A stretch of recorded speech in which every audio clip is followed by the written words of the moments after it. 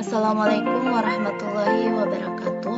Perkenalkan, nama saya Reski Fadila dengan NIM 205010502044 dari program studi teknik komputer kelas B angkatan 2020 Universitas Negeri Makassar. Pada video ini saya akan menjelaskan mengenai algoritma Benker untuk memenuhi tugas dari mata kuliah sistem operasi.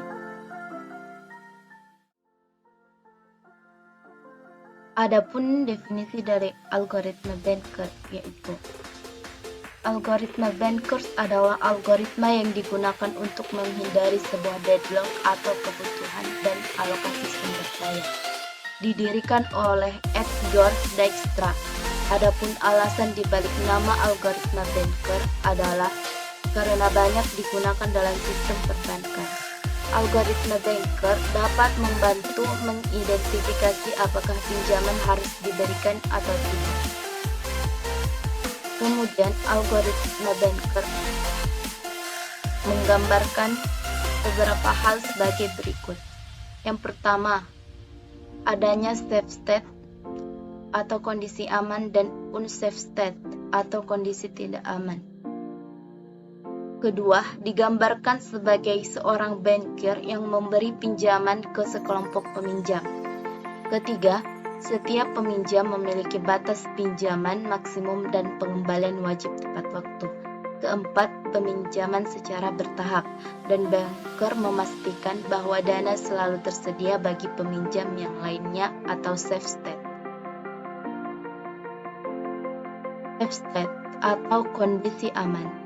Jika tidak deadlock dan terdapat cara untuk memenuhi semua permintaan yang ditunda tanpa menghasilkan deadlock dengan menjalankan proses secara hati-hati dapat menghasilkan suatu urutan tertentu. Adapun contoh dari safe state itu sendiri yaitu dengan beberapa pernyataan sebagai berikut. Pertama, sistem dengan 10 resort setipe. Kedua, proses A memerlukan resort maksimum sebanyak 10, sedang saat ini menggenggam 2 resort. Ketiga, proses B memerlukan resort maksimum sebanyak 3, sedang saat ini menggenggam 1 resort. Keempat, proses C memerlukan resort maksimum sebanyak 7, sedang saat ini menggenggam 3 resort. Dan masih tersedia 4 resort lagi.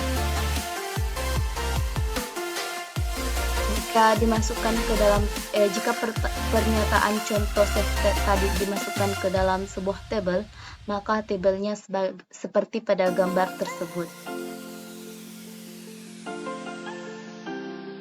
di mana jika state dinyatakan aman, selamat, atau safe karena terdapat barisan pengalokasian yang dapat memungkinkan semua proses selesai, serta dengan penjadwalan secara hati-hati sistem dapat terhindar dari deadlock. Barisan tersebut adalah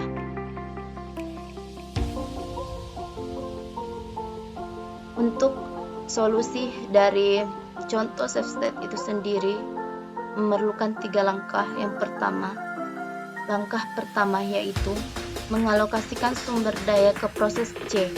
Tunggu sampai proses C selesai, di mana proses C memiliki jumlah sumber daya digenggam sama dengan 7 dan maksimum sumber daya yang dibutuhkan adalah 7, maka tersedia resort atau sumber daya sama dengan 0.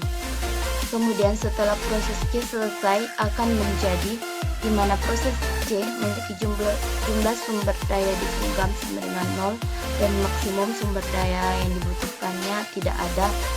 Jadi kebutuhan sumber daya yang tersedia sama dengan 7. Kemudian langkah kedua, mengalokasikan 2 sumber daya ke proses B, kemudian tunggu sampai proses B selesai. Sama dengan langkah pertama, yaitu proses B memiliki jumlah sumber daya digenggam 3 dan maksimum sumber daya dibutuhkan 3. Dan memiliki sumber daya yang tersedia 5. Kemudian setelah proses B selesai akan menjadi di mana proses C memiliki jumlah sumber daya digenggam 0 dan maksimum sumber daya yang dibutuhkan tidak ada, sehingga sumber daya yang tersedia sama dengan 8. Langkah ketiga sama dengan langkah sebelumnya, yaitu kita mengalokasikan 8 sumber daya yang tadi masih tersedia di langkah kedua ke proses A. Tunggu sampai proses A selesai, yaitu proses A memiliki jumlah sumber daya digenggam 10 dan maksimum sumber daya yang dibutuhkan 10, sehingga yang tersedia hanya 0 sumber daya.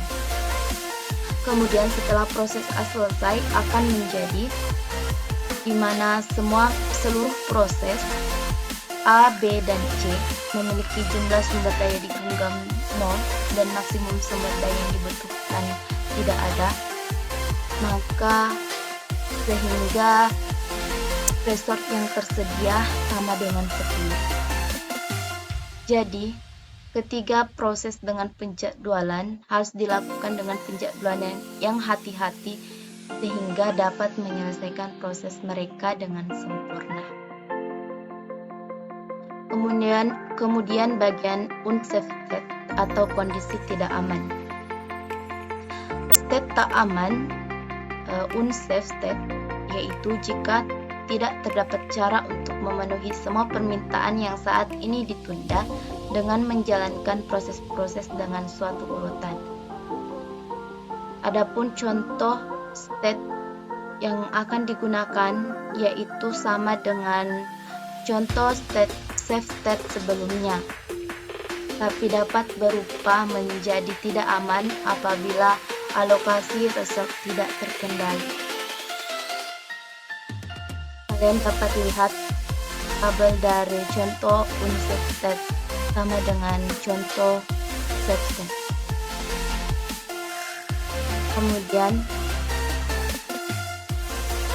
state berubah menjadi tak selamat bila dua permintaan sumber daya oleh proses A dilayani, kemudian permintaan satu sumber daya oleh proses B dilayani, maka state menjadi di mana proses A memiliki jumlah sumber daya digenggam 4 dan maksimum sumber daya yang dibutuhkan 10.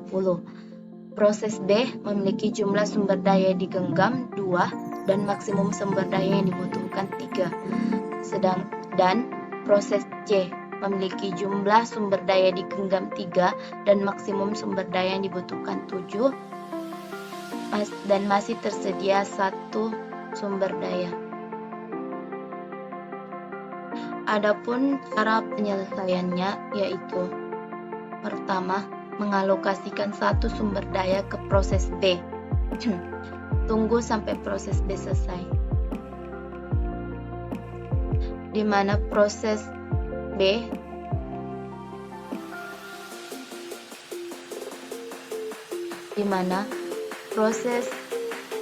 A memiliki jumlah sumber daya digenggam 4 dan maksimum sumber dayanya sama dengan 10. Proses B memiliki jumlah sumber daya digenggam 2 dan maksimum sumber daya yang dibutuhkan 3. Dan proses C memiliki jumlah sumber daya digenggam 3 dan maksimum sumber daya yang dibutuhkan 7, sehingga sumber daya yang masih tersedia menjadi 0. Selanjutnya, setelah proses B selesai, maka akan menjadi proses D memiliki jumlah sumber daya digenggam 0, sedang maksimum sumber daya yang dibutuhkan tidak ada, maka sumber daya yang masih tersedia tinggal 3. Sedangkan proses yang aktif masing-masing membutuhkan 6 dan 4 sumber daya. Maka dapat dikatakan proses ini adalah proses unsafe state atau kondisi tidak aman. Jadi, di mana state tidak selamat bukan berarti deadlock, tetapi state tersebut berkemungkinan menuju deadlock.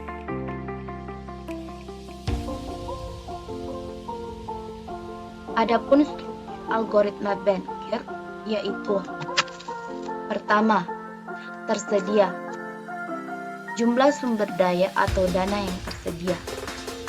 Kedua, maksimum yaitu jumlah sumber daya maksimum yang diminta oleh setiap proses. Ketiga, alokasi, yaitu jumlah sumber daya yang dibutuhkan oleh setiap proses. Yang terakhir, kebutuhan. Kebutuhan memiliki rumus yaitu maksimum dikurang alokasi, yaitu sisa sumber daya yang dibutuhkan oleh proses setelah dikurangkan dengan yang dialokasikan. Algoritma Banker terdiri dari dua algoritma, yaitu algoritma safety dan algoritma permintaan sumber daya. Algoritma safety yaitu algoritma yang digunakan untuk mengetahui apakah suatu sistem dalam keadaan aman atau tidak. Adapun syarat dari algoritma safety ada 3, yaitu di mana jika permintaan I kurang dari atau sama dengan kebutuhan, maka kita harus melanjutkan ke langkah 2. Jika tidak, kondisi kesalahan akan muncul karena proses telah melewati batas maksimumnya. Kedua, jika permintaan I kurang dari sama dengan tersedia, maka kita harus pergi ke langkah 3. Jika tidak, proses PI harus menunggu karena saat ini sumber daya tidak tersedia. Nah, sekarang kita asumsikan bahwa sumber daya ditugaskan ke proses PI dan kami melakukan langkah-langkah di bawah ini. Yang pertama, tersedia sama dengan tersedia dikurang permintaan I. Alokasi I sama dengan alokasi I ditambah permintaan I. Kemudian kebutuhan I sama dengan kebutuhan I dikurang permintaan I. Kemudian algoritma permintaan sumber daya, yaitu algoritma result request ini. Jika hasil tes alokasi sumber daya adalah aman, maka sumber daya dialokasikan ke PI. Sebaliknya, jika tidak aman, PI harus menunggu dan set alokasi sumber daya yang lama disimpan kembali. Adapun contoh yang lengkap dari algoritma Banker itu sendiri, yaitu dengan melihat tabel proses di bawah ini, di mana ada proses P0, P1, P2, P3, dan P4 dengan masing-masing alokasi maksimum tersedia memiliki masing-masing A, B, dan C. Dapat kalian lihat. Adapun yang akan dicari dalam tabel proses tersebut yaitu pertama, kita menghitung isi matriks kebutuhan. Kedua, apakah sistem dalam keadaan aman atau tidak. Ketiga, kita menentukan jumlah keseluruhan total sumber daya dari masing-masing baris.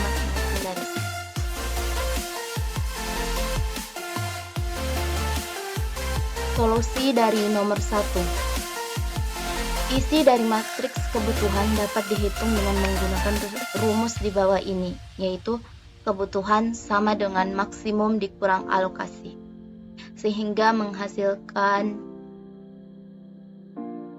menghasilkan proses serta kebutuhan A, B, C pada tabel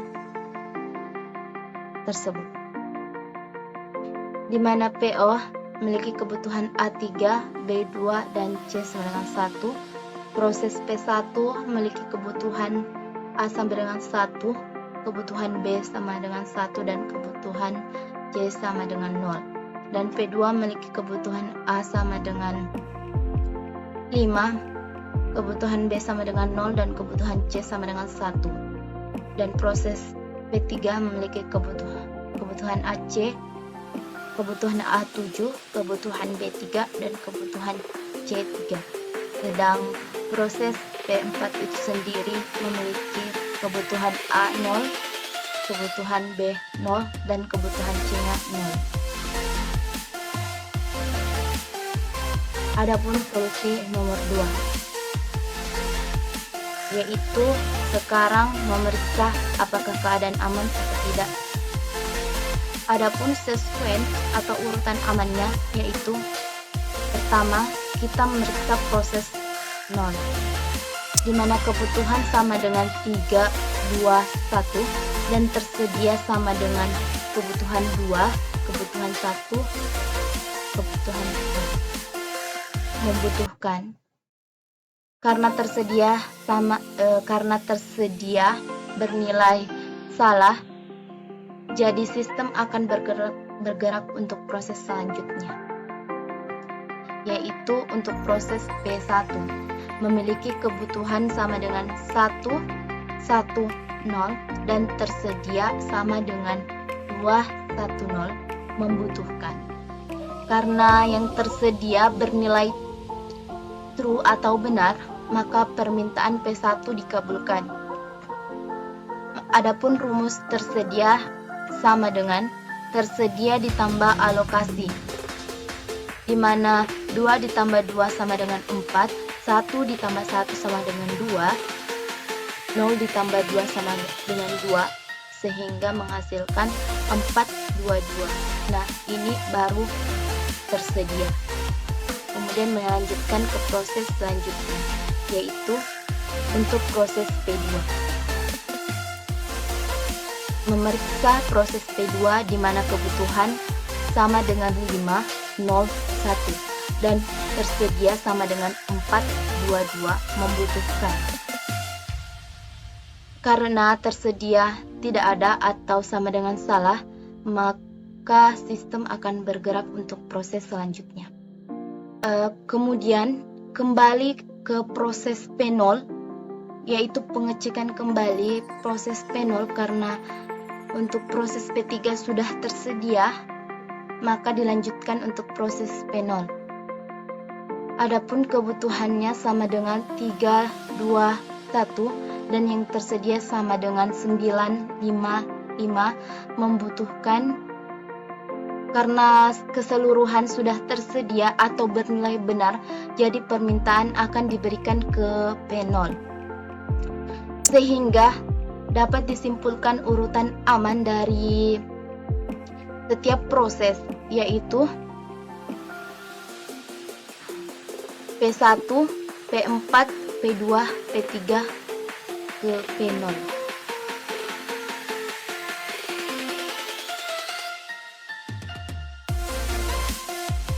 Nah, solusi nomor 3. Jadi, jumlah total sumber daya sama dengan jumlah kolom alokasi ditambah tersedia. Sama dengan 857 ditambah 210 menghasilkan 10.067.